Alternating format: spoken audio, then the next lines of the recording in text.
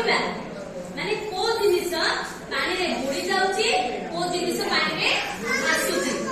ଆସିଲା ପରେ ମତେ କହିଲା କୋ ଜିନିଷ ପାଣିରେ ଭାସୁଥିବ ଟିକେ ମନେ ପକେଇ କହିଲେ ମତେ କୋଉଟା ଗୋଟେ ଭାସୁଛି ପାଣିରେ ପତ୍ର ଆଉ କୋ ଆଚ୍ଛା ମୁଁ କହୁଛି ତମେ ପତ୍ର ଭାସୁଛି ଫୁଲ ଭାସିବ କାଗଜ ଡଙ୍ଗା ମାନେ ଆମେ କଣ ପାଇଁ କହିଲେ ଜାଣିଛ ଯୋଉ ଜିନିଷ ହାଲୁକା ରହିବ ସେଇଟା ହଉଛି ଆମର ପାଣିରେ ଭାସିବ ଯୋଉ ଜିନିଷର ଓଜନ ରହିବ ମାନେ ଭାରି ରହିବ ସେଇଟା ଆମର ବୁଡିବ। ଦେଖ ଏବେ ମୁଁ କଣ କହିଲି ଭାସିବା ଜିନିଷଟା କହିବ ଏଇଟା କଣ ଫୁଲ ଫୁଲରେ ଭାସିବ ନା ବୁଡିବ ଆମେ ଦେଖିବା ନା ଭାସୁଛି ନା ବୁଡୁଛି ପାଣିରେ ପକେଇଲି କଣ ହେଲା ଭାସିଲା। ତାପରେ ଏଇଟା କଣ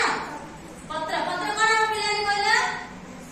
ଭାସିବ ନାଇଁ ତ ବୁଡିଲେ ଭଲ ଲାଗୁଛି ଭାସିବ କାଇଁ ଦେଖିଲେ ପକେଇଲ କି ଏଇଟା କଣ ଏଇଟା କି ଫୁଲ ଏଇଟା ଭାସିବ ନା ବୁଡିବ ବାବା ବୁଡିଯିବ ନାଇଁ ଭାସିବ ଦେଖ କେମିତି ଭାସିଲା ନା ये कूलर बोलते हैं दूसरा କାଇଁ ସମସ୍ତେ ପକେଇଲେ ଦେଖିଲେ ऐसे खुला है ले पूरा ये दूसरा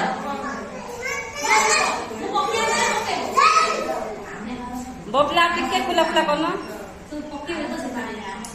बेले बाल्टी कोला बाल्टी दूसरी ବାଲ୍ଟିଟା ଦୁନେ ଏଇଠି ଆସ ଏଇଠି ଆସ ଏଇଠି ଆସ ଏଇଠି ଆସ ବାଲ୍ଟିଟା ଦୁଇଲା ଭଳିଆ ଆରେ ପଛ ପଛ ପଛ ମୁଁ କହିଲି ଜଲ୍ଦି ପକେଇ ପଛ ଚାଲ ନିଅ